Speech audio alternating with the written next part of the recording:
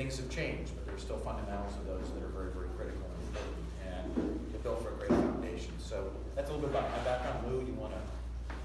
My background's a little bit different from Wayne's in that I grew up as in a technical environment and spent the first half of my career, well, okay, I'm older now, so maybe now the first third of my career, in completely technical areas.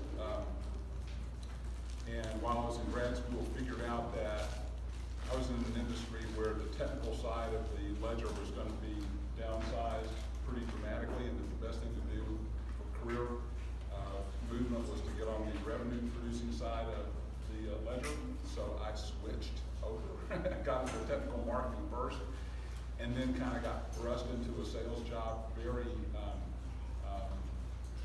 almost coincidentally or accidentally by a guy who saw that he thought he could turn me into a salesperson, and I'd never really done any selling before. So we did that, and then I had some pretty formal sales training. Was in a very performance-driven sales organization. It's a little smaller than some of the organizations that Wayne worked for, but we were still a public company, still $150 million in revenue that sort of thing. So we still had some pretty big expectations in selling, and that's kind of where I cut my teeth doing that. Worked my way up the food chain, and then decided I wanted to be an entrepreneur and started companies. And starting companies is all about sales. It's all about revenue. And I have a couple of folks here who've known me for a long time, who've been associated with me for a long time. So we talk about sales a lot. So whether you're working for a company or you're an entrepreneur, as an entrepreneur, you're selling all the time, right? I mean, that's part of what you got to be able to do. You got to be able to raise capital.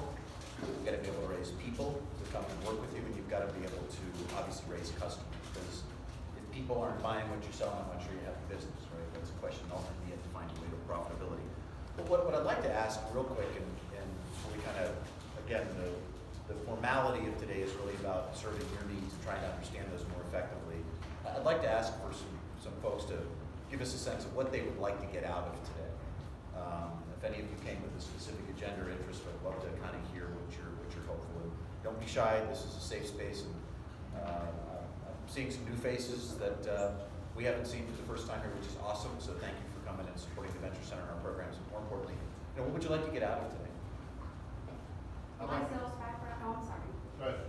My sales background really has been more medical. I have 12 years of pharmaceutical experience. I'm new at this whole entrepreneur field, and so I need to be making sales calls, but I've never been in the position of like really closing for business. So I'm curious how this day and age people are asking for the business after you go through your spiel of why you're better and blah blah blah. So that's really one thing I'm looking forward to. So, really, how do you ask for the business is the question. Great question. Awesome. I'd like to hear a little bit about predicting sales with metrics. About you have an opportunity. How do you assign probability to that so that you can predict sort of revenue at least at 10,000 foot view? So forecasting. Yeah, forecasting. I mean, there's a recession coming up. I'd like to see that number. Excellent. Somebody dropped the phone. There you go. I got one. Converting online interest or leads to a customer, and when it's in bulk, you can't address each one specifically. What's an efficient bulk way to try to close interest and then into a customer? Does that make sense? It does. I think one of the greatest challenges today is we have so many more tools to prospect with, but many of those tools in prospecting have disconnected us, right? We have this sort of digital divide, which we're not doing this, right? Which I think Lou and I would suggest is essential, right? To the extent that you can accomplish that and also be efficient. So a little bit about forecasting and prediction. How do we convert leads, right, into true opportunities and so closing. Anything else?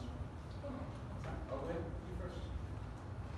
So, we do hospitality staffing, which is a big thing in bigger markets. It's not a big thing here yet. It probably will be in the future, hopefully we start that. So I have this question in my mind all the time. How do you sell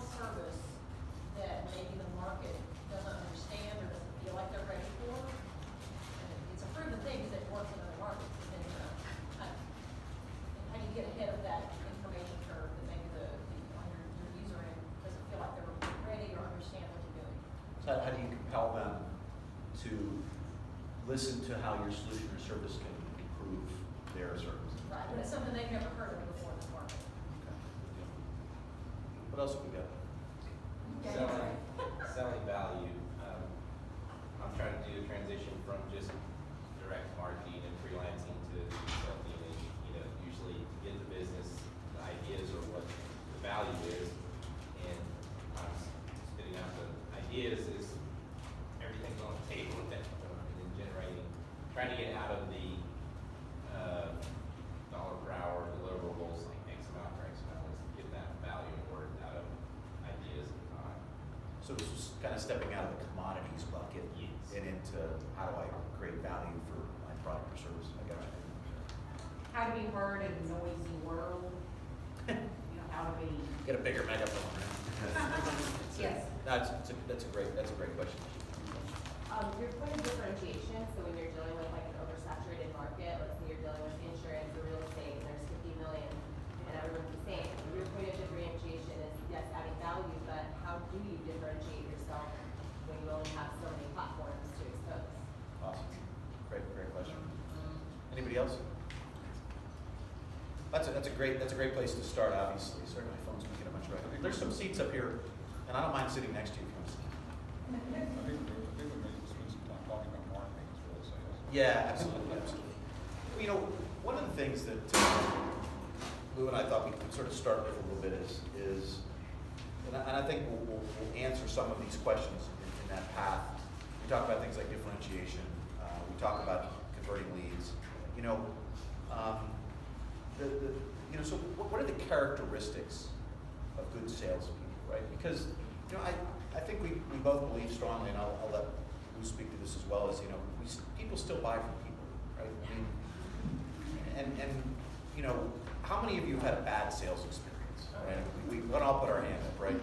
And typically it's in a retail situation. Oftentimes, when I talk to you about buying a car, most people shrug their shoulders and go, "Oh my God," right? I don't. That experience is always bad. But one of the things that sort of inherent to all of us is, God gave us 2 ears and 1 mouth, right? There's a reason for that. And salespeople, I think, have a tendency to oftentimes lose track of that, right? And because that process, I think, really begins with listening and being able to ask the right questions and so forth. So, let's talk a little bit about the interpersonal skills. And sometimes these aren't skills that are necessarily trainable, right? And sometimes these are skills that are inherent to us. And when you look to hire salespeople, if you're a grumpy Gus, by God, you're going to have a little bit of difficulty, getting people to trust you. Is that what it's about as it relates to the sort of interpersonal skills? It's certainly difficult for some of us to listen more than we talk. It certainly is, especially if we're nervous, or especially if we lack some confidence, or especially if we think we've been lucky to get that meeting with that person that we know can sign that order, and we know there's a lot of pressure on us. We've got to get that revenue. We have to get that contract. We need that sale. So, and we know that if we can just say the right thing at the right time and hit their ears the right way, that suddenly their hand is going to grab the pen and sign the contract. We just know that's going to happen. We can just say the right thing. But that is still a skill that can be learned. And it is a really important skill in selling, I think. It's a whole lot more important skill. In my career, my selling career, it's been very long now. It's a much more... It's ongoing. An ongoing. With any luck, ongoing. It's a much more important skill to have, to be able to just be quiet and listen to the other person. And one of the ways that you do that is by asking them meaningful, significant questions that get them to talk. We all like to talk about ourselves more than we like to talk about anything else. We all like to talk about our businesses more, right? Some people would rather talk about their business than their kids, honestly. Especially depending on how the kids are behaving at any given time, right? So, part of our job when we're selling is to find out what's salesperson. What problems do they have? What are they facing? What are their worries? What are their concerns? What are the things that are keeping them from being successful in their business? And then how we can apply what service we have, what product we have, what do we bring to the table that helps them overcome those fears, solve those problems, achieve those goals. And we can't do that if we're telling them about our product. We can only do that if we're asking them what's going on. And then then you'll do what I just didn't do. You shut up and listen. Well, no, but I think, Lou taps on a bunch of things. As salespeople, we're impatient. I mean, we're impatient. We tend to be preoccupied. Lou made a point about having to meet goals, objectives, criteria that are set for us by leadership sometimes, that put pressure on us to perform and put us into a situation where sometimes we're pushing ourselves beyond what we even we're comfortable with. But the underlying capacity to that is about having confidence in your product, in your understanding of your customer, in your competitive environment, in the value that you're bringing, right, and your capacity to close. And where does that confidence come from? Today we have more tools in front of us to give us a capacity to understand our customers' problems, as Lou said. Salespeople, inevitably, virtually whatever industry you're in, you are helping someone solve a problem, right? Or you have a better solution to the way in which they're currently solving that problem. And the way that I can become confident to know that my service solution and it differentiates me effectively is by doing my homework and being prepared. Not only in terms of why my product or service is better, but if the customer says no to me as well, and we'll talk more about that, is what's my plan B? What's my plan C when those things occur, right? So, I'm sure, you walk into, I'll give you sort of a scenario here. You walk into a Best Buy, and you're standing there with your wife next to a washer and dryer, and a person comes up to you, and you just happen to be looking at them, you're not really interested in buying them, et cetera, and just kind of throws up all over you about how great this L&G washer and dryer is, never speaking to me, speaks to my wife. So all these bad things happen all at once, right? Because we're stereotyped. They want to add value, right? They want, like Lou says, they want to talk to you about all the great things they have. And they don't have a freaking clue who does the laundry, whether you're in the market, whether you have an interest, etc. And I will tell you, that translates to many, many businesses, that scenario. And right away, I'm very off put by that for a host of reasons. But the first one is because they don't have a clue who I am and what my interests are, right? And I think salespeople are very, very guilty of this, regardless of where they are, whether they're talking about a service, a product, or an opportunity, right? So yeah, and ultimately, every sale comes down to a transaction, right? Everything is transaction. Ultimately, that has to happen. There's a close, right? Right. Product is delivered, money changes hands. There's a transaction at some point. But if you're not selling a container of Tic Tacs at a C-store to somebody, right? There's a consultative aspect to this. It's really what we're talking about. And to use Wayne's example of the husband and wife standing at in front of the washer and dryer at Best Buy, and the salesperson comes over and just starts being the sales pew, which is a scientific term, by the way. Being the sales pew, just all the features of the washing machine to one person in the couple, when what they're really trying to do is figure out if it's simple enough for the other person to use while the other person is away. Well, the real problem is, it's not me so much, it's the idiot that I'm with who may be able to use this. Well, if you're not asking the questions, if you're not trying to find out what's going on in that dynamic, why are you looking, what do you have, how old's the other machine, what's the biggest concern you have on laundry day, whatever the questions are. You don't get there. You're just the person spewing out, just scattergunning information, hoping that something's going to stick and somebody will do a transaction. There are some sales that need that. Not most of the sales that we make. Maybe not most of the sales that y'all make. I know some of the sales that are moving through are complex sales, they're big ticket sales, they're consultative sales, they take a lot. So you prepare, right? Who is the customer? Who are the decision makers? Who are the gatekeepers? Who are the power brokers in there? Who are the people that will help guide you through the technical issues in the account? They can't sign the contract, they can't make the deal, but they can make sure that you steer through all the technical issues to get to the person that can do that. Who do you team up with to become your sponsors in there and get you working through this? There's a lot to this. Absolutely. A lot of preparation. You end up knowing as much about the other person's business if you're doing this correctly as you know about your own, ultimately. Yeah, You really do. You get invested in their business. Yeah, and I think, to build on Lou's point a little bit, I think what we strive to become is the term I like to use is a trusted advisor, right? And that's earned. And it's earned through, again, I think getting back to the point about asking the right questions and being prepared. Obviously when you're dealing with a large entity, the complexities of that sale, we used to develop what we used to call capture plans, right? So we would actually bring all the people together who could have some effect on the outcome of our pursuit, who had, we looked at where were they in our ecosystem.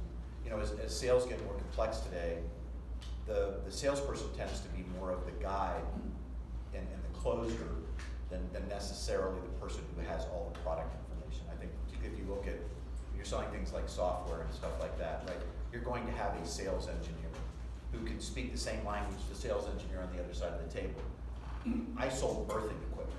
Have I ever delivered a baby?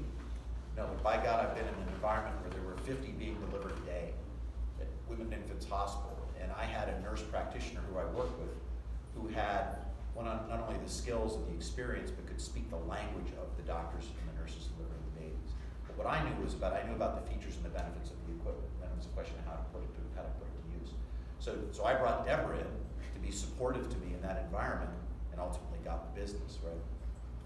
I was also fortunate to work with a second person who was likable, who was knowledgeable, who had experience, because working with other people in complex sales today, if you work with somebody who's a knucklehead, that's a challenge for a salesperson and will cause us to not invite that person to the party, right, because we don't want them there. But again, those are larger complex sales.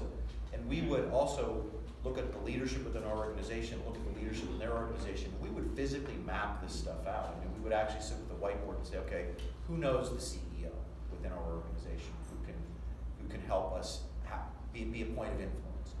Who are they currently, do they have a relationship with when it comes to our competitors, right?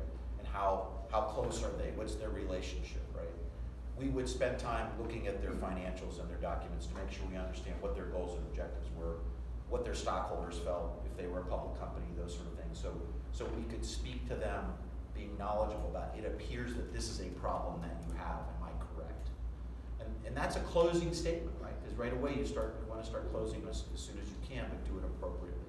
But the point is that a lot of time, a lot of effort went into making sure we understood the landscape before we went to battle. And it fundamentally was a war room environment. And it took a lot of work. The salesperson was responsible for managing that, and we had great tools that helped to support that. But we walked in with the confidence, knowing that we had a clear understanding of our customer, what their problems were, to some extent what their needs were, not necessarily how the existing or incumbent, unless it was new business, obviously that's a different set of circumstances, but why they were looking to make change, right? Maybe it's because we had a new product or service that was additive to what they currently had, and we would try to knock that other person out in the process. So again, it's about preparation. Yeah, and one of the phrases that Wayne mentioned was being the trusted advisor. Again, if we're selling, a carton of Tic Tacs at somebody at the C-store, maybe that's not too important.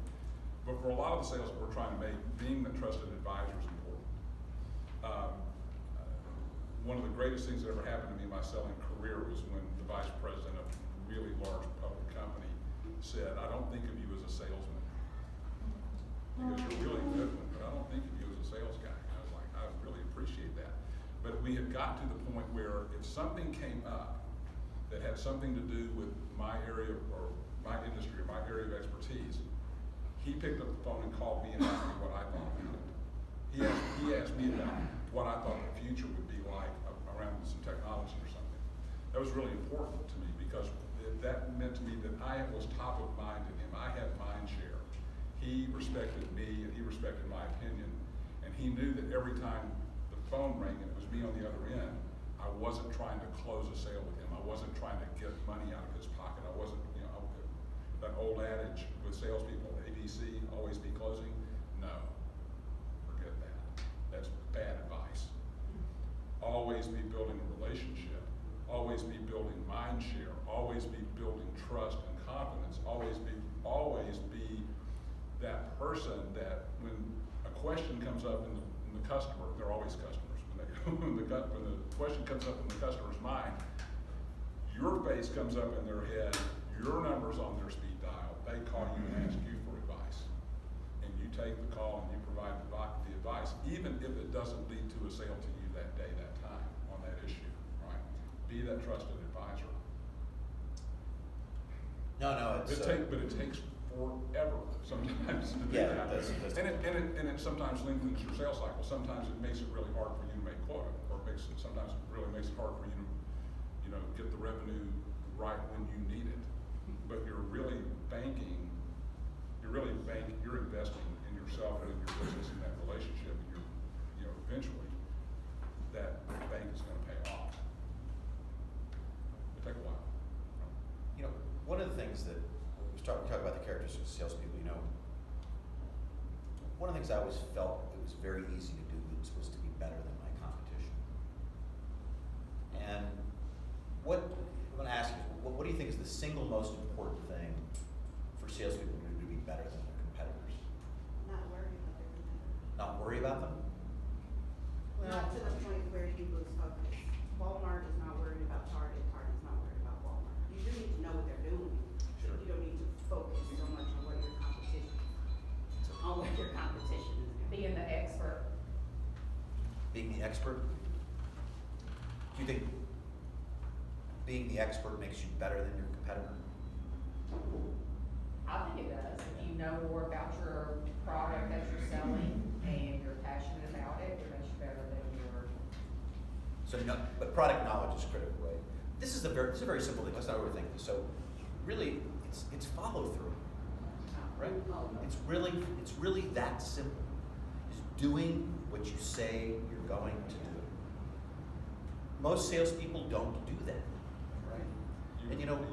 What's that? You would be It's remarkable to me how few salespeople really follow up and do. And everybody's sort of looking at me with stares, but I'm telling you, it's the truth, and I've seen it so many times. And it is a very simple way of just being better to begin with. If you have that mentality, what comes out of your mouth, you tell them you're going to do it, you do it. And the importance of that, without question, is building trust, right? And when I call Lou and Lou says he's going to do something, I know Lou's going to do that, so I don't have to worry about that, right? That is just characteristic I want to add to. Yeah. I'm sorry, it was a violent agreement. That's it. Yeah. But yeah, at the risk of beating a dead horse, that's really what we're talking about. You do follow up. You answer the email. You answer the phone call. You return the phone call. Christy mentioned Walmart. Mr. Sam had his famous. I don't know if you guys have ever read the book. Mr. Sam had his famous sundown. You responded to emails, to phone calls, to messages, to whatever. You responded before sundown that day. If you got a message, you got a phone call, you got a mail, email, whatever, you respond. You stay on top of it. Sometimes it's really hard for us to do in this day and age, to meet the sundown. But okay, try. It's really impressive when you send people emails at midnight or 4 a.m. or something. They notice that you're on it, that you're working, that you're engaged. Sometimes that's a really good tactic to use, actually, to keep people engaged. But the point is to follow through, be responsive, and to, again, the thing that's most important to them is their business. And if it's not important enough to you to call them back or to stay in contact with them or to do what you said you're gonna do, then you're not gonna be important to them either. And I think, Jamie, to your point about differentiation, I would suggest that as a key point of differentiation from most salespeople right away. Product and service is another issue, but you know, again, if it gets back to the principle that people buy from people they want to buy from and they trust, if you don't follow through, you're never going to gain that, right? The other thing too is these things are sort of interactive here, and again, I don't want to, but you know, again, it gets back to being prompt, right? Being persistent. You know, great salespeople are persistent. They have a wonderful way of pushing you without making you feel like you're necessarily being pushed, but also they get it and they're respectful of the fact that you're there to sell them something. You know. Let me ask you a question. Sure. So that point Wayne just made, how many of you call people every day? Call people every day. Email people every day. How many people that you call every day answer the phone and talk to you? 0. Yeah, pretty low, right? How many people you send an email to respond quickly? And I'll leave quickly up to you as far as the definition.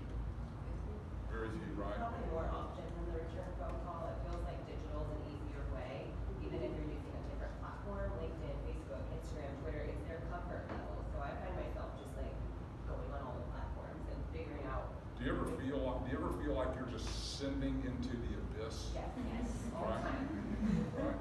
Sending into the abyss. So this is the modern age. We send into the abyss. How rude. How rude. Customers. Yeah, well, with that being said, like when you're doing like sales meetings and setting visits, I've had 90% of my customers where I'll send them an email saying I'm gonna be there. They won't respond. I'll walk in the door when I said I'm gonna be there, and they're like, "Oh, nice to see you, Sarah. Come on back." And I'm like, "You didn't respond, but here I am." Yeah. But they'll know you got the email. They won't respond to you. Yeah, so just how rude, just how rude are customers, right? I'm just so used to it that I just go in anyway. You just go anywhere. So that's certainly a tactic. That's one way to go about it. But to Wayne's point about being persistent, how do you, and this, by the way, is something I think we all struggle with, how do you be persistent without being perceived as, oh, that person that I don't ever really want to hear from again, right? How do you do that? I think it's an important question. By the way, I don't have a really great answer for that. I wish I did have a great answer for it, but I don't. On the heels of what she said, it helps that you do get to know the comfort level of who you're dealing with. That's the most, pivotal thing about sales. We all talked about getting to know your customer. How can you engage and teach and advise if you haven't really gotten to know that individual? You have some people that are chatty, that love to talk on the phone. You have some people that prefer text. You have people that prefer email, and like she said, social. So you really have to get to know your customer. And I mean, and what a fundamental question as you get to know your customer, which is a very simple question, which is, how do you prefer people to communicate with you? Very simple. Right? I mean, it's a very simple question. And a lot of times people don't answer, they just make that assumption. You know what, I love text, I love phone calls, call me after 7. If they want to do business with you, they're going to tell you how to get access to it because it's important to them to help them solve the problem that exists. So I think, again, it's a differentiator with salespeople is their capacity to communicate clearly and concisely, be respectful of time, right, and earn that. Let's build a little bit on the aspect of how to get to know your customer and their business, right?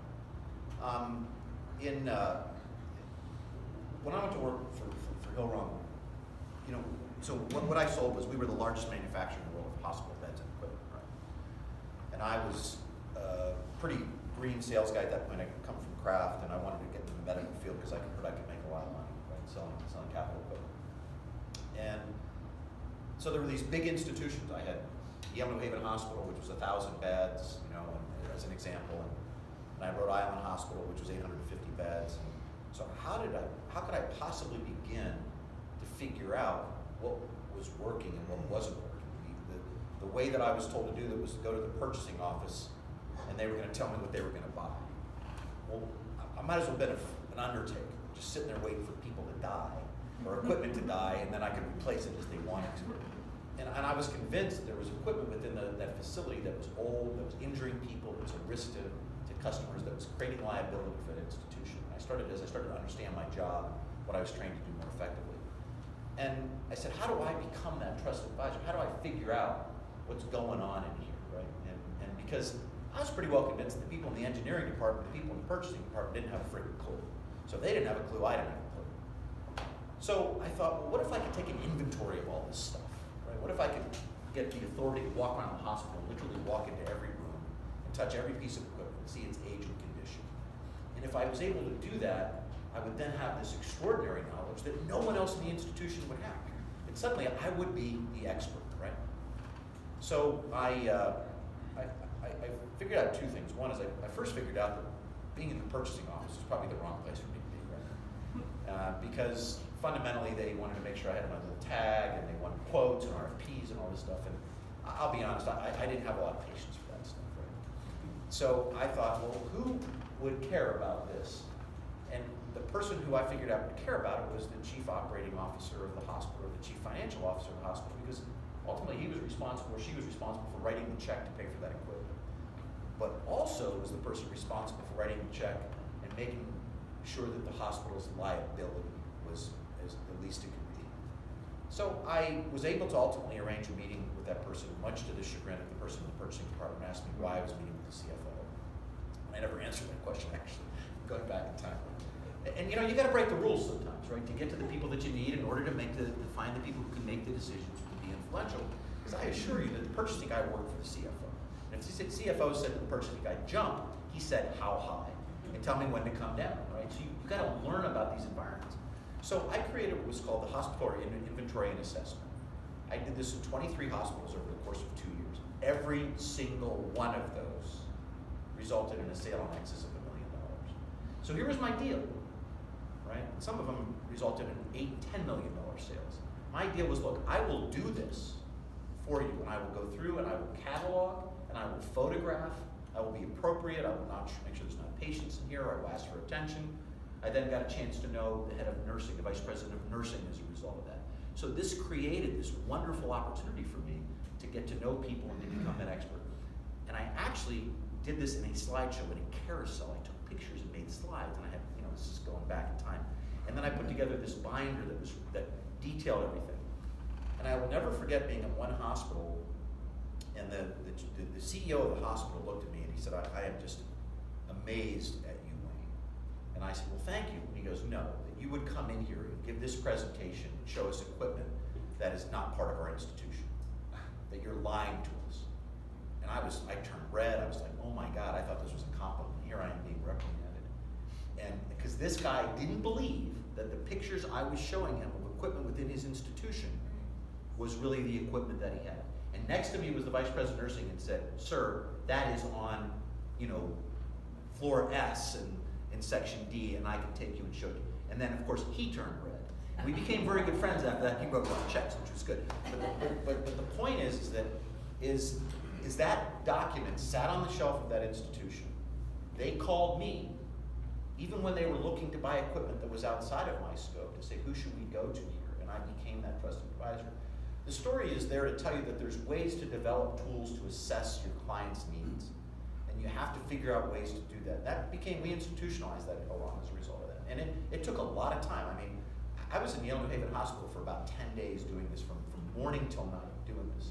And in fact, more times than not, because they asked me to wear a white jacket when I was doing this and so forth, there was protocol I had to go through, and people would say doctor, and of course I said no. So that there's some fun to that too. But so as you look at your customer's business, you got to figure out ways to prepare and assess and earn that trusted advisor role. Yeah, what problems do they have? What fears do they have? What doubts do they have? What competitive pressures do they face? When putting this fairly clear, when Wayne started his selling career, we didn't have some of the tools we have available now. Certainly when I started my selling career, we didn't have some of the tools we have available. Google is your friend. There is so much information out there these days that you can find out almost everything about everybody these days. It may take you a little digging, and it may take you a little, you some of the information that you want, but there's a ton of information out there. And just one of the things that we talk about these days is that our customers are so prepared for us. They know so much about our product. They know so much about our services. They know so much about our companies because before they ever talk to us, they research us, right? Well, guess what? That's a two-way street. You can know as much about them as they know about you. You can walk in prepared. You can walk in knowing if they have profitability problems, if they have liability issues, if they, whatever it is, whatever problem that you uncovered. And maybe one of the things that you find out about a prospect is that they aren't really ready for you yet.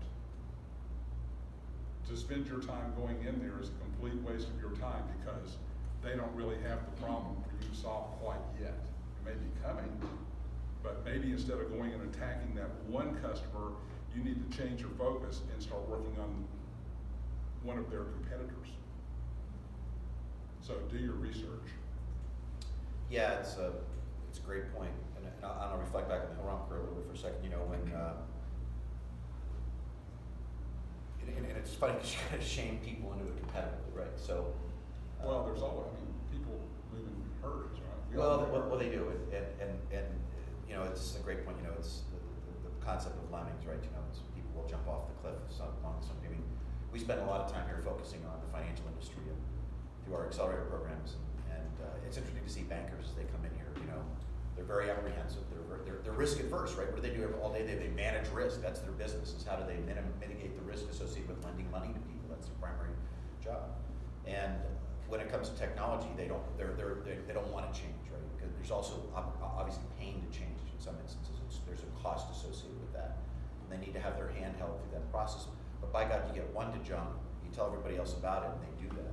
I'll give you another, just a little quick story. I talked a little bit about selling birthing equipment, and the world changed in the late '80s and early '90s from what they called a multi-room transfer system to what they called single-room maternity care. So it used to be that women would labor in one place, they birth in another, they postpartum in another. So what they learned is that was really bad for babies, it was really bad for mom, and it really exposed them to a lot of infection and that sort of thing. So if we could do this all in one room, right, it was a better set of circumstances. And then hospitals said, well, hey, let's make these rooms pretty and nice and make them feel more like home.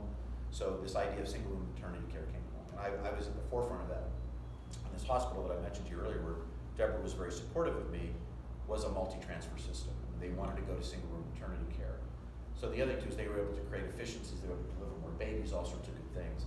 So after I was able to convince women and infants to go to single room maternity care, there was a competitive environment. So I went to the Miriam Hospital, which was close by, and I said, did you know they're going to single room maternity care? And of course they said, how do we sign up, right? And so Toulouse's point is that oftentimes, you know, if a competitive institution or customer knows that they're using a product or service that's going to give them a better path to profitability, help them serve their customers better, help them in their perception in the community or whatever it is that they're doing, they will listen. They will listen. But you got to know that, right? You got to prepare for that. You got to have that understanding. You got to talk to the Google or whoever it is that you're speaking to today. The other thing that's also quite remarkable is the lack of salespeople's interest in asking for referral. We all know to do that, but less than 10% of salespeople ask for that. You don't know if you want to speak to that a little bit, because your business is Oh, very my much first about- sales job. I mean, my first sales job, and I had never sold magazine subscription. I'd never sold anything to anybody, honestly. They hired me into being an account executive, and I'd never sold. You had parents, Lou, you were a salesman from the time you were born. So, and this was an outfit that, you know, it was all the IBM way. They were all former IBM sales folks, and the training was IBM training, and it was a very professional sales organization. And one of the things that we took pride in is that we had a 100% referenceable client base. 100% referenceable client base. We had every Wall Street brokerage firm, we had every Wall Street bank, we had every major hospital, we had the top 5 aerospace contractors, we had everything. It was just a who's who client list in this company, and it was a 100% referenceable client base. you could be 150% of quota as a salesperson. I could be 150% of quota. Wayne calls me and says, I need a reference for blah, blah, blah, blah, blah proposal I'm making or sale that I'm working on. If I can't drop him a reference right now that he can give and his guy can call and get a good reference, I'd lose my job. You could be over quota and lose, and I saw it happen. People lost their jobs that were over quota because they didn't have that reference. I mean, it was immutable in this place. And so we spent a lot of time on that. We spent a lot of time making sure that was gonna happen. So, my whole business, is a referral business essentially. Christie's whole business is a referral business. Many of our businesses are very much driven by referrals. So you build those relationships, you do that follow-up, you are excruciatingly honest, painfully straightforward, transparent, clear, and ask for those references, build those relationships. Because Do you reward those references? If that reference leads to a sale, do you reward that person that gave you that lead? Like, I mean, that depends. how do you follow up? It depends. I mean, Yeah, it depends. There are laws against some of this. Right. And how many of you buy things on Amazon? Show of hands. How many times a day? Yeah. Well, so let me ask you a question. How many from one-star vendors? Well, there you have it. So that's the point I'm making. So the point is to shift the mentality of how people buy things today, right? I mean, when you go back to Best Buy and you go back to buy the washer and dryer, what do you see people doing when they're standing by the washer and dryer? The wife and husband are talking and they're talking about the price and they're looking at the reviews, right? They have the same mentality as they look at your business thing. This is our expectation. This is where we live. We want one-click shopping. We want to know things. We read Yelp. We read restaurant reviews, right? If you don't get at least 4.5 stars from a random assortment of complete strangers that you've never heard of, you're not interested. Right? And rest assured, whether the product or the service that's being provided is small, large, or different, if the person's really looking to spend money, they're likely going to talk to somebody else about you, right? And about your company, and about your capacity to deliver. And they still may want to, but they also may kind of call you on the carpet about that, right? So you should always be prepared for the things that you don't think people are going to talk about, because they're probably going to talk about them, right? But I think there's a shift in mentality in how people buy today and our expectations that things happen like this and that references are relevant. And they're not always good. I'm not a big fan of Yelp. I think Yelp is a platform for people. I just don't like it. Oh, no, please finish, because I just started advertising on Yelp, so. Did you? Yeah, so. Yeah, I think what's important about those platforms is you have to ensure that they give you an opportunity to deal with situations that reflect poorly on you. So you have to be able to be responsive and be able to demonstrate that. Because they'll count the stars before they'll look at how you respond, right? So if you don't have the opportunity to solve that problem, resolve that issue, and it's not publicly conveyed, Right. then you're only hitting one side of the story. And you know what? Guess what? The customer isn't always right.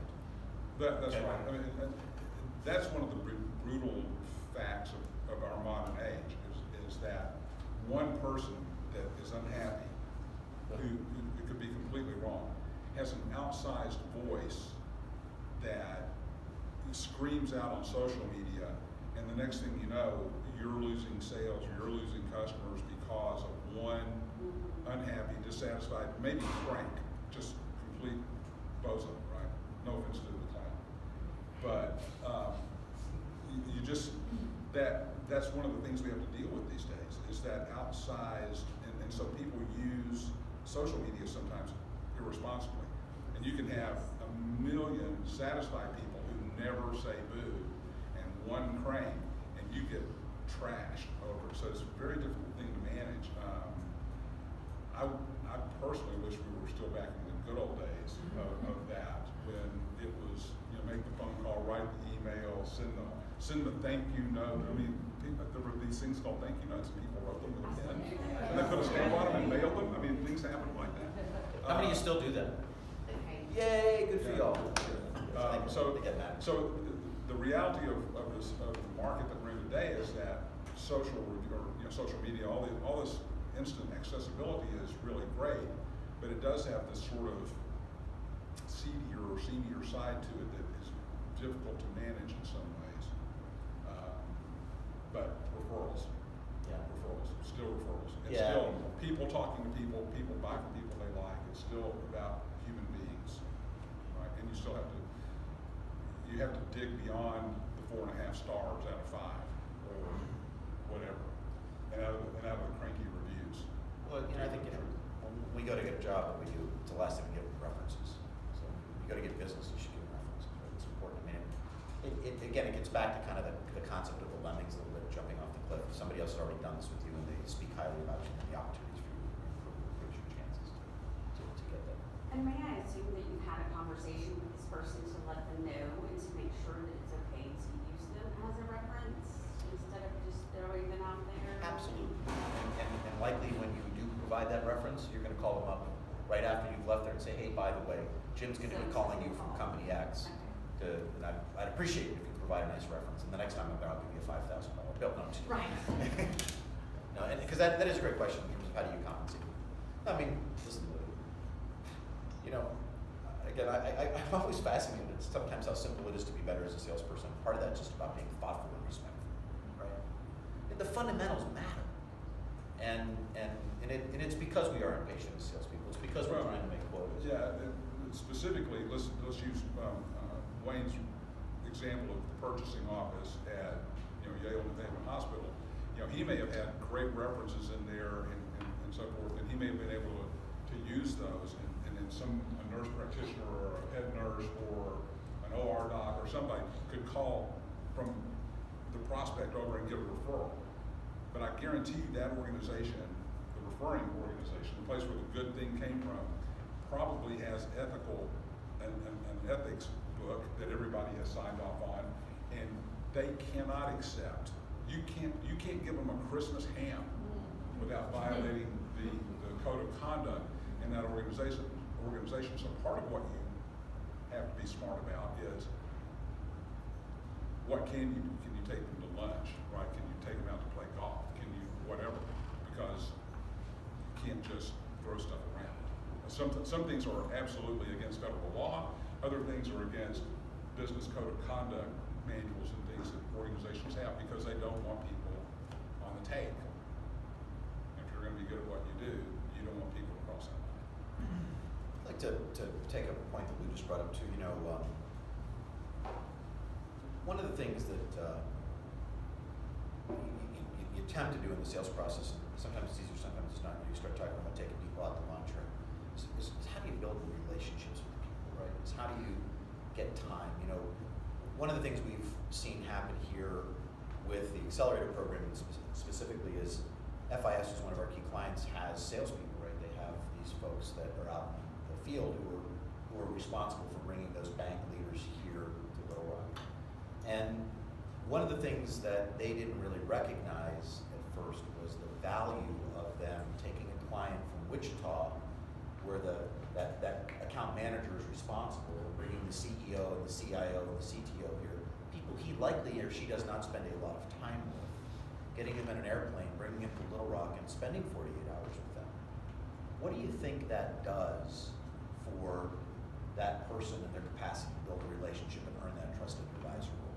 It enhances that tremendously, right? So it's been a wonderful byproduct of our process here, is that they have been able to spend that time to get to know them. Now, there are risks and rewards in doing that, right? So there have to be cautious when you're at Samantha sitting at the bar waiting for the table, and the person that you're with, who's your customer, just had 3 martinis and is now, not in a good place, right? The sale is set full for disaster at that point. So there are responsibilities that come with it, and also I've seen salespeople who act like idiots, right?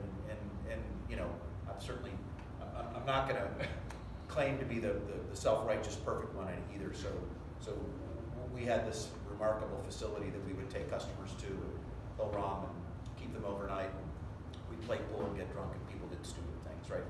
And so you got to be careful about that. But those are pretty extraordinary opportunities that you have in large sales operations and so forth.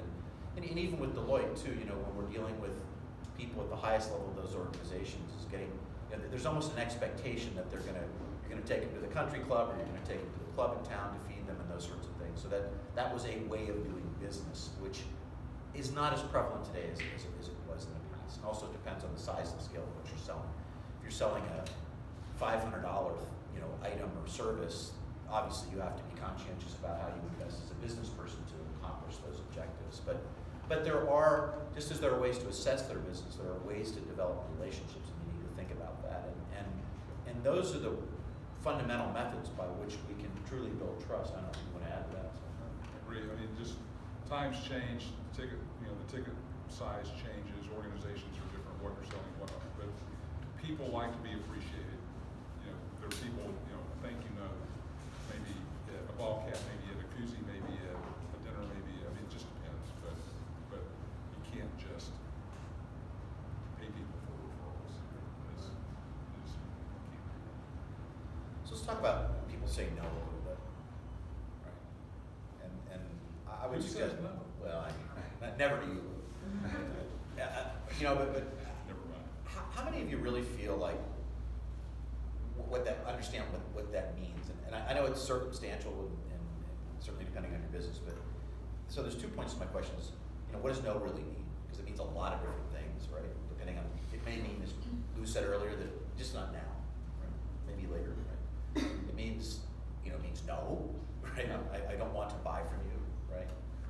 There's a lot of different things, but so there's two parts to my question. One is I'd like to hear your feedback on that, but secondly, how do you prepare yourself for no, right? Because a lot of salespeople aren't prepared for no.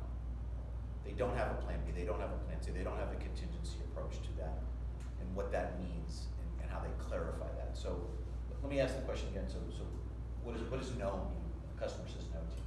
I actually count the no's, a certain number of no's to get to the yes. I try and spin it positive because it's usually negative and say, you know what, I got a no, I'll get another one, and then something will turn. I mean, I try and spin it just because it's a tough racket sometimes. Yeah, no, I got you. And tell us, what do you sell? So right now in financial services, but before this I did uniform sales to a lot of car dealerships, a lot of people that were not fun to deal with sometimes. Pretty competitive business, right? Yeah. Good deal. Thank you. I try to build a relationship out of it. So if I go to them and then I can't, if they're not right now, they're not ready to purchase a home, they're not looking to invest, then I'm like, well, what do your kids do? Where do you do this? Where do you frequent? What do you have in common? Where do I find someplace in common? And then I try to build a relationship from there, because that way if I just stay top of mind and I solve a problem for them or I have something in common with them, when they do hit that point, they'll remember that even though I couldn't sell them anything, I was still interested in who they are and what they have to offer, and I want that relationship whether or not I get the sale. So to try to sustain it beyond, as Lou mentioned earlier, sort of that just transactional aspect, right?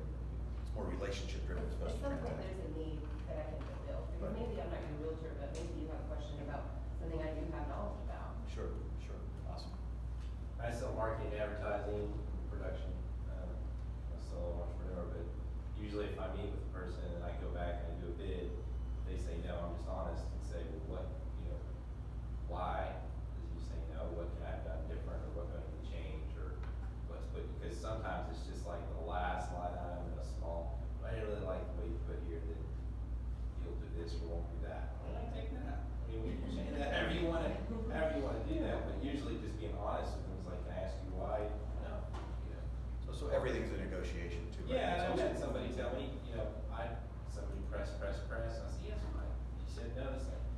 And they said, well, my brother-in-law does this, and I got, so it came to this big conclusion about, she felt like she, was going against the family if she would say yes. I mean, so, that initial no, and sometimes I just say, well, it's fine, not today, I'll walk, go out, and sometimes, then they'll start talking about, well, that was a really good presentation, but my brother-in-law does this, and my sister, I promised her, and so at least helps me feel like it wasn't just a me. But not to kind of throw you under a bus here too, part of that too is again in how do we get there, right? So sometimes we again, asking the right questions, we can also uncover those things before we get there. Right. Because if it's a surprise at the end, we didn't do our job. That's right. Right. Yeah, We should know about that. Just a couple of comments about that, and most everybody in here is married or partner in some way.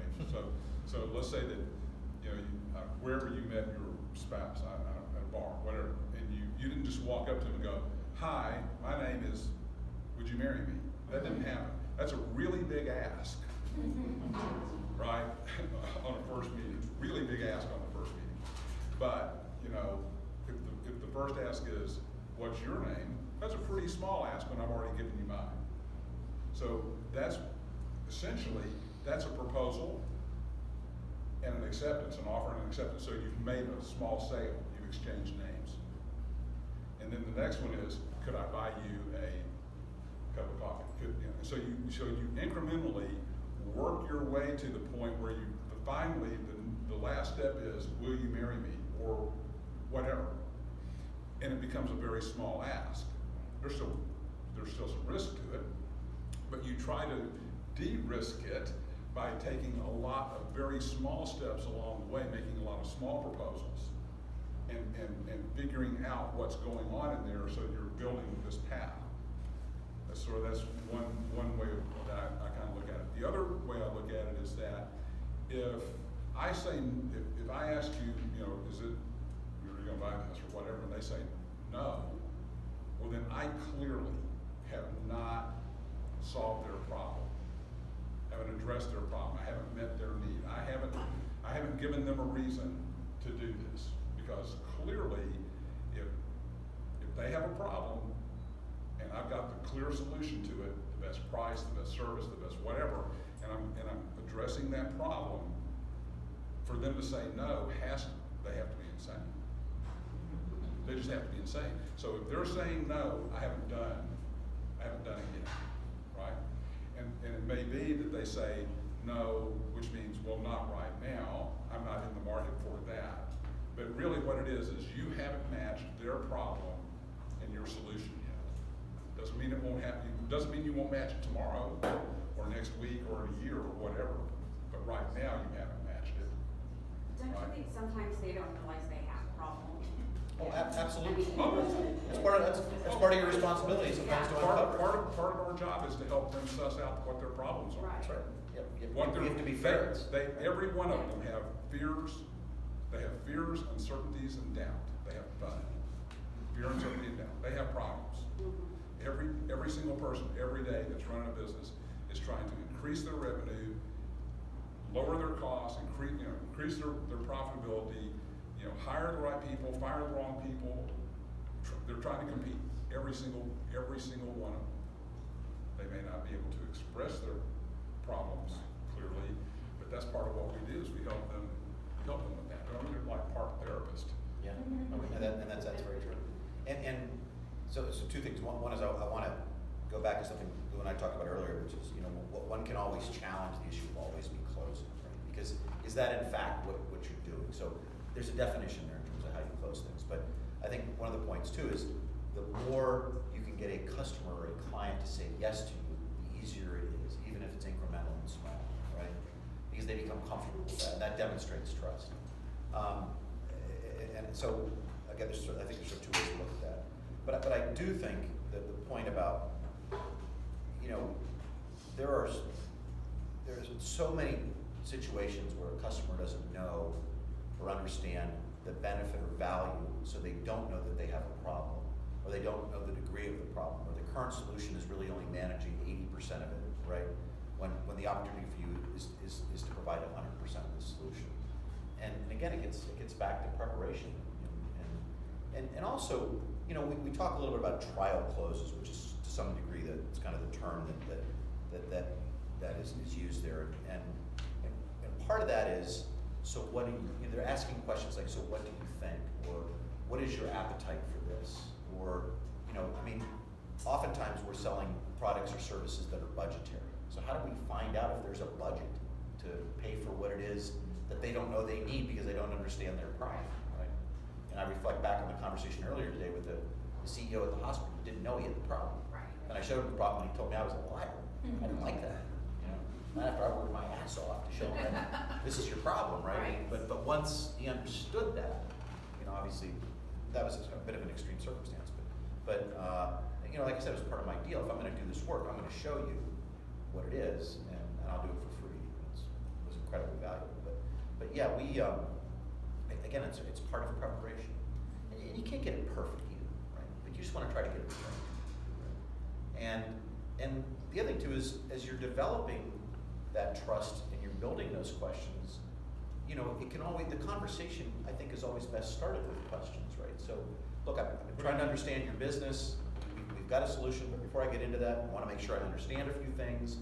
Can you help guide me down this path, right? People are much more willing to give you advice and direction and help than they are to buy things from you. If I ask you to buy something from me, right away, right, it's everybody, we have a little bit of this defensive thing, our egos come into play and all that kind of stuff. If I ask you to give me some help, you're much more open and willing to do that. So that starts with asking questions instead of puking on people. Yeah, there's a psychologically manipulative tactic here that it works. I mean, people are shown to be friendlier to you when you first meet them if you will ask them to do something for you. We've just met, but I need help. Could you help me with blah blah blah? And almost all of us are like, oh sure, absolutely, I'd be glad to. And then when those people are interviewed later, the person that was helping you is more likely to identify you as their friend. Okay, so I'm sorry. It's just how we are. It's how people are. But we do start these conversations with questions, you know, and trying to find out about things with people. And it's not uncommon. I mean, you sit there and go, I'd really like to, could you help me understand your business a little better? This is what I've learned about your business. This is the part I know about your business, but could you help me understand this about your business? And people, they want to talk about it. They want to be smart, and they want to help, and they want to talk about what is important to them, which is how they're making money. Years ago, we had a customer. I had this small telecom company, and we had U-Haul in Phoenix, a big public company, as a customer. And I mean, we were like this big. We were about the size of this room, and U-Haul was a massive household name, right? And you just start out with, I know that they don't wake up in the morning wanting to buy telecom service. They don't wake up in the morning thinking, how can I buy some more telecom services? They wake up in the morning thinking, how can we rent more trailers? How can we sell more boxes? How can we get more big trucks running around the road? My job was to help them figure out how to do that for less money than they were spending to do it otherwise. How could they use what I sold? Because they were using it, they used millions of dollars of it a year, right? People talking on the phone, calling 800 numbers, talking to U-Haul stores and stuff. They're already using the product from somebody else, from a competitor, right? So they didn't wake up thinking, because that part worked. They just spent a lot of money for it, but it worked. And they ran their business. My job was to help them do their business, not buy my stuff. But it was, how do you do that? Where do you do that? How much do you pay for that? When do you do that? What if we could fix, do you have a problem with that? What if we could fix that problem? What if we could reduce that expense? What if we could, and it was just, eventually they gotta go, do you have any more questions? Why do you ask? Of course, get them to talk. We've got about 15, 20 minutes left. I want to talk about one last thing here, and then I'd like to open it up, and hopefully you guys have found this useful. We want to do more of this. Lou and I kind of want to build a series around this, and today's really, so thank you all for being explorers with us and helping us to build a foundation for this. Lou just talked a little bit about this U-Haul situation, and I just sort of paint this scenario in my mind where somebody's walking in, and here's our new phone, it's got 7 buttons, right? And this one turns red, and you can push buttons now, you don't have to dial anymore, and this whole thing, and how just, that's the antithesis of helping them solve the problem of renting those trucks, right? So looking at your customers and what they're trying to accomplish is so critical. But it also gets into something else, right, which is price, right? And there's so much said about, if you sell by price, you die by price, because it's so easy to not differentiate yourself through price, but rather through value. And you know, that's, I don't think it's as hard to do as sometimes people perceive it, but, you know, these transactional occurrences when I'm buying a thing of Tic Tacs or, you know, a 6-pack of beer, I care about price, right? I don't want to pay too much for it. I have the capacity again to, you know, ask the Google what the value of things are today and to see if I'm paying a fair price for things. So again, those tools are better than ever before. And, you know, with a service and a person that they trust that's behind it, people will pay fairly for their product or service, and in some instances will pay more. I never wanted to be the guy that sold the cheapest thing, because I always felt I was kind of better than that, and I always wanted to sell the most expensive thing. If I was going to sell cars, by God, it was going to be Ferraris, you know, and not necessarily Volkswagens and so forth. And I need to talk to you about internet service. I already have your service. I pay the bill every month, right? But the point is that you got to understand where you sit in that value chain, and be able to demonstrate why you are a more valuable solution, even though yours is blue and theirs is yellow. Well, why is yellow better, right? And you know what? You know what part of that is? It's freaking me, right? I was better. I was worth it. I was going to give them better service, and I had to demonstrate that and earn that ability to charge more. And in a good relationship, they're going to tell you, look, man, I love you. You know, I love what you're selling, but you're about, you know, X number of % higher, right? And it is a negotiation, right? Everything's a negotiation, right? It's a great thing when he has to negotiate sometimes. What's that? It's a great thing when people negotiate sometimes. Yeah, I mean, clearly, It's it is a bind. You're absolutely right. But the point is that you know, your capacity to get out of the price conversation and into the value conversation is up to you, right? It's the customer will try to drag you there, but it also depends on who you're dealing with, and to what extent that value. And again, if it's back to the purchasing department, it's about price, right? But if it's the person who is going to be impacted by the benefit of what you're doing, because that person cares about the features. They don't really care about the benefits, how it's going to impact their bottom line, how it can impact their business, how it can impact their profitability, how it can help them serve, how it can help them rent more. Hopefully you have the entire organization going to the purchasing department, telling them why they have to go ahead and approve paying more for this, Yes, that's right. right? That's when they ask you to write the RFP, say yes. Thank you, ma'am.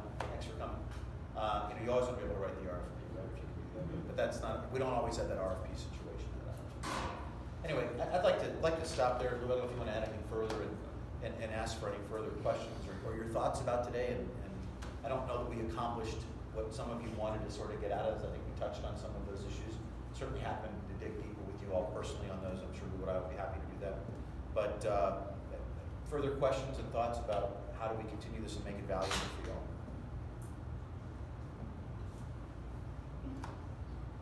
No? Just wave it. So I do have a question. So when you were talking about doing the evaluation of the hospital, you spent all that time writing the big book. So there's similar things that we can do. So I'm always tempted to turn that into a paid service. You know what I mean? Like to get paid for that just in case I don't get paid for the other stuff. When is that appropriate, or you know, how do you draw that line between you're doing it for free or doing it? Yeah, it's a great question. I'm not trying to know the answer to it. How many free samples of ice cream can you get at VR before they make you buy a scoop? That's true. Yeah, that's true. I think we should explore that a little bit further with your business. But, you know, I think part of the answer to that is, you know, to me, that's a marketing expense, right? So I put that in my advertising and marketing bucket and say, okay, I'm going to invest this time to do that, right? Obviously, in those circumstances, for me, those were very long-term sales where they were large dollar and required a lot of people to do and so forth. So I was kind of hunkering down for the long run, but ultimately how it served me just so incredibly well, and I got lucky. You know, sometimes you're good, sometimes you're lucky. So it was an idea that obviously fostered a lot of revenue for me, and I made a pile of money as a result. I made tons of money. It was great. It was a great time. But you know, I think there's a lot of ways that we invest in understanding our customers' business today, or trying to generate leads, right, and converting leads. And you know, you can't do business with everybody, right? And there are some leads in that funnel, in the forecasting opportunity, that have a higher quality than others. And I think you've got to decide where you apply those sorts of techniques or methodologies to where those outcomes can be the greatest for you. And maybe some of those are for more long-term, as we kind of look at the forecast perspective, as well as spectrum and others. So I think it's very applicable to your business. The other thing too is, look, maybe the right thing is it is a paid service. You know, that also depends on the value of it. Right. I mean, I would have liked to have charged for that. You know, Christiane, everybody's business is a little bit different. Right, I'm not doing a $10 million sale at the end of it, so. Everybody's business is a little bit different. You know, Wayne in that situation was basically pushing a lot of hardware, right? So his consultative time was his investment in that deal to get that hardware sale. If your sale is a consultative sale, your consulting time, well then maybe you're doing the work that you should be being paid for, right?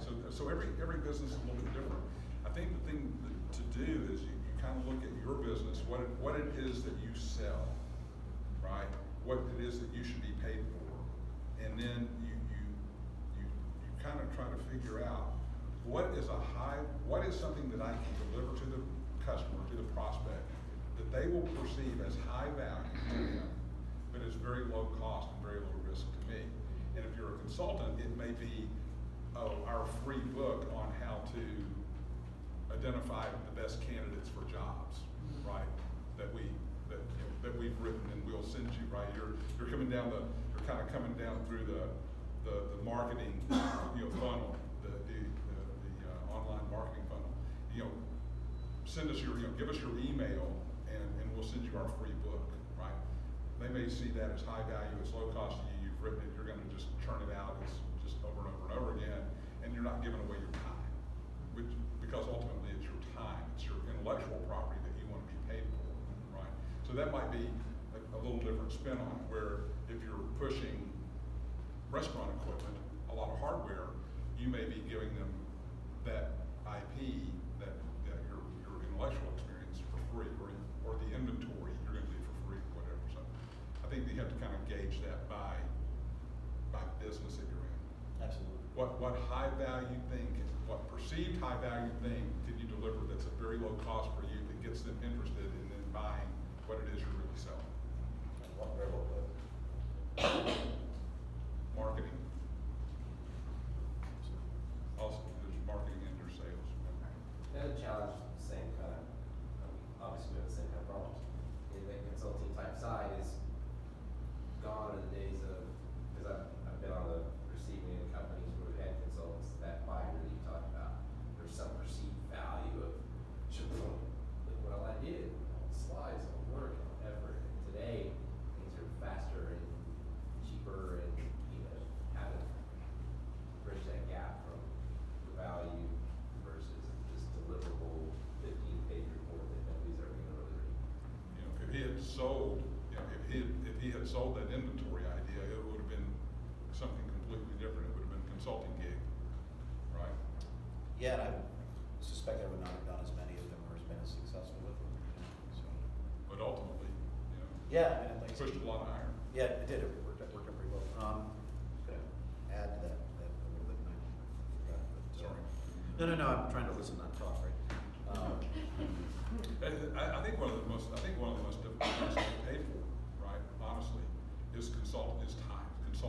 Whether you're an ad, whether it's an ad agency or a placement agency, various kinds of things. I think when you're, Deloitte, when they were selling consulting services, I think it's one of the most difficult things to monetize, one of the most difficult things to sell, because people want to pick your brain. They want to know what's in your head, and they want to see it. And then when you present it, they go like, well, I could have written that. Well, damn, you didn't. Yeah. By the way, here's the invoice. Yeah, what? You're charging what for that, right? So I think that's a really difficult thing to sell, personally. I've never Intangibles, right? Yeah, I've never really wrapped my head around that. I would much rather have a well-defined product or service or thing that I could put out there and put boundaries around and go, you buy this, it costs that. And all this stuff that it takes on my effort to get you to do that. That's in the value add part. But that's just me. There are people who are great at selling those intangible things. I'm not one of those people personally, but. But what we were really selling, what were we really selling at Deloitte in the intangibles? What were we selling? We were selling our people. People were our product, right? And then it was a question of taking these consultative solutions that we had and packaging them, productizing them, making them into products and giving them brands. But they were products. They became products. They did become products. They became products. And they weren't necessarily products, we audits and stuff like that, but, and we made some tough decisions, right, when we were doing that, because in many instances, this is when things like SAP and these big enterprise systems were getting put into play in the consulting world. So we had a challenge at Deloitte, right? We had an audit division, we had the consulting division. So we had a guy who was an auditor who had company X for 21 years, and he was auditing it for $1.5 million a year, and we had an SAP project that was $26 million. We couldn't do both because it was a conflict. So you had to go tap that partner on the shoulder and say, by the way, we're going to conclude your 31-year relationship with this company that you're making $1.5 million a year off of, and you're not going to have a country club membership anymore because we have this $26 million SAP opportunity, right? So, and think about all the people that came with that. So that was pretty challenging circumstances with creative internal strife within the organization and so forth. But it's really understanding who your customer is, understanding the value that you can deliver. Sometimes we just have to sit down with a piece of paper and start writing that stuff out. Again, I think oftentimes we really try to overthink this. We look for the silver bullet. We try to find some magic way to get this stuff done. It's about people doing business. It's about being respectful, being thoughtful, and taking time to understand their issues. Helping them solve their problems. And helping them solve their problems. Just help them solve their problems. That's it. Which goes back to that relationship, getting to know. And one thing with the consulting piece, I think a lot of people, they don't necessarily start out consulting. They've done the groundwork, they've done the hard work to lead up to the point where they can get to where they are consulting. And I think when, it may take you 30 minutes to do something for a client, and then you charge them and they're like, that's a lot of money for 30 minutes, but because that's all they see. They're not thinking, it took me years to get to the expertise for me to be able to do that in 30 minutes. So you're paying for all that years of experience I've already put into it to be able to do it in this short amount of time. They don't see that value, they just see what you're going for that time. Does that make sense? It does. There's a great story about that, and I think I can convey it. About the mechanic. About the mechanic. Yeah. Yeah. Tell the story. No, you go. Please. No, you first. No, please. So, you go into the auto repair shop, right, and there's a sign that says, it's $50 an hour. We fix this at $50 an hour. It's $60 an hour if you watch, and it's $100 an hour if you help. Right. But Just let us do our job, stay out of the way. No, but there's also the story about this giant electro plant in Colorado that came to a halt, just stopped, right? And all these guys tried to fix it, right? So finally they say, call Jim. Jim's this, elderly guy, and he comes with his toolbox, his old jacket, his overalls. He looks at the thing, reaches into his toolbox, right? Pulls out a ball peen hammer, and he goes, ping, ping, the thing starts. People are like, what the hell? He gives him a bill for $100,000. So, well, I'm not going to give you $100,000. Right? He said, well, yeah, you are. And why is it worth $100,000? He said, because I know where to hit with the hammer, right? So that speaks to the experience, and I'm not trying to tell that story particularly well, but there's some truth to that, right? And that is part of your value proposition. I think that's the point you're making, and you're absolutely correct. And, don't undersell the experience sets, the relationships, the referrals, the capacity to do what you do to your customer, right? But good salespeople have egos, right? We care because we're competitive. We don't like to lose. I hate to lose. We just had the honor of this with the Spinnovate Awards up in New York, and it was absolutely an honor for the Venture Center to be considered as one of the greatest fintech accelerators in the world. That's pretty cool that we did that. I don't like losing. Yeah, so we didn't win that, and I hope none of you are ever good losers. Don't be a good loser. I don't think that's a particularly good quality, but the point is that we are competitive.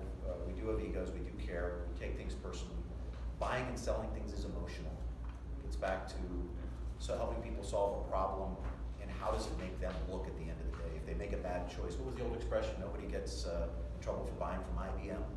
Well, maybe today they do a little bit, right? You know, so I think the world has changed as far as that's concerned. But anyway, we thank you all for coming out. Thanks everybody for. So before you all head out, is this something you would like to do more of? Yes. Awesome, good. You want to bring specific stuff in, cases, questions, Yeah. things, and then maybe have like little workshop kind of things around specific Yeah, we can do some role playing and stuff like that. issues and stuff. Yeah, we would love to do that. So, does everybody know how to get in touch with me relative to email? And if not, let me give you that. And what I would like to ask you to do is just put in the heading, sales program. So my email is wayne@venturecenter.co, so .co.com. Otherwise, if you send it to com, I will not get it. I don't know who that person is who gets those emails, but he or she has never been kind enough to return them to me. So, if you would, give it a little thought and give us a sense for a topic or a particular issue that you would like to drill down. And Lou and I will really start to build something here. I'd like to be able to do this with some frequency. I don't know, maybe that's monthly, maybe it's every 6 or 8 weeks. It's a busy place here at the Venture Center, but we're both, we travel quite a bit at this time of year, but we'd love to do this again, and we want it to be valuable. We don't really feel like there's, again, if you want standard sales training, then there's those opportunities that exist. There's Dale Carnegie, there's Sandler, there's those sorts of things, there's Richardson and so forth. That's not the intent of this. There's plenty of books we can suggest to read, and there's things, but it's really more about helping you with the specific challenges that you have as it relates to your business. And look, let's remember something else too as you bring colleagues here. Just because you're the salesperson or you're responsible for sales within the organization, also doesn't mean within your organization people don't know how to sell within the organization, right? Selling is a skill that we use inside of our organization. I will tell you that I've worked for a lot of companies where the internal sale was tougher than the external sale, right? Particularly because I was a salesperson, and of course I would tell a customer we could do something, and engineering didn't know about it yet.